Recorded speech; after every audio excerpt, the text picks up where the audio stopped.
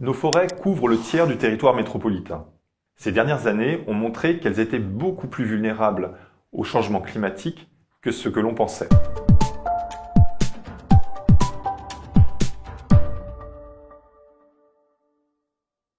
Les arbres dépérissent à cause de l'augmentation des températures et de la fréquence des sécheresses, ce qui les rend plus vulnérables aux attaques de parasites.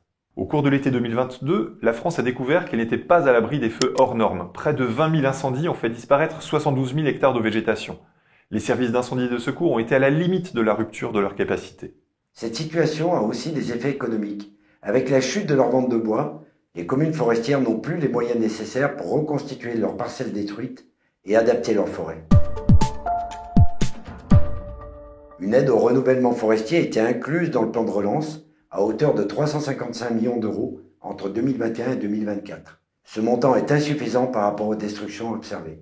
L'aide a été trop peu centrée sur les dispositifs d'adaptation en finançant, par exemple, des repeuplements en monoculture.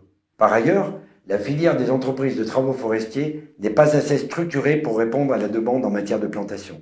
Difficile enfin de mettre en œuvre des mesures d'adaptation alors que la propriété des forêts est extrêmement morcelée. Parallèlement, les pouvoirs publics renforcent les moyens qu'ils consacrent à la lutte contre les feux de forêt, de l'ordre de 340 millions d'euros par an, à travers l'action combinée des services départementaux d'incendie et de secours, les SDIS, et des moyens nationaux de sécurité civile terrestre et aérien. Ce renforcement rencontre également des obstacles, comme la disponibilité en personnel formé, l'encombrement des SDIS par les missions de secours à la personne, ou les contraintes industrielles portant sur le renouvellement des avions bombardiers d'eau ou des camions citernes.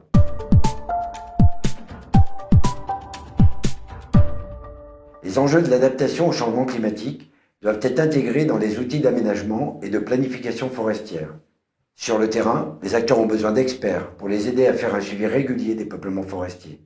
Quant aux documents d'urbanisme, ils doivent mieux prendre en compte le risque de feu à proximité des forêts.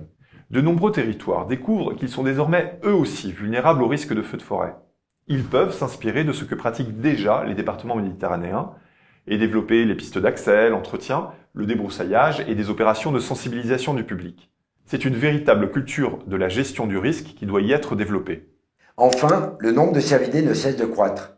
Dans certains massifs, ils sont trop nombreux et ils empêchent le renouvellement forestier. Les mesures de protection des jeunes plants devraient coûter, sans garantie d'efficacité, autour de 300 millions d'euros sur 10 ans dans le futur plan national de renouvellement forestier.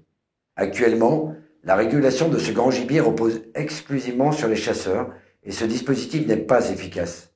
L'intervention des opérateurs publics est devenue nécessaire. Pour en savoir plus, vous pouvez retrouver ce chapitre sur la forêt dans le rapport public annuel de la Cour des comptes. Il est cette année consacré à la façon dont les pouvoirs publics se saisissent de la question de notre adaptation au changement climatique.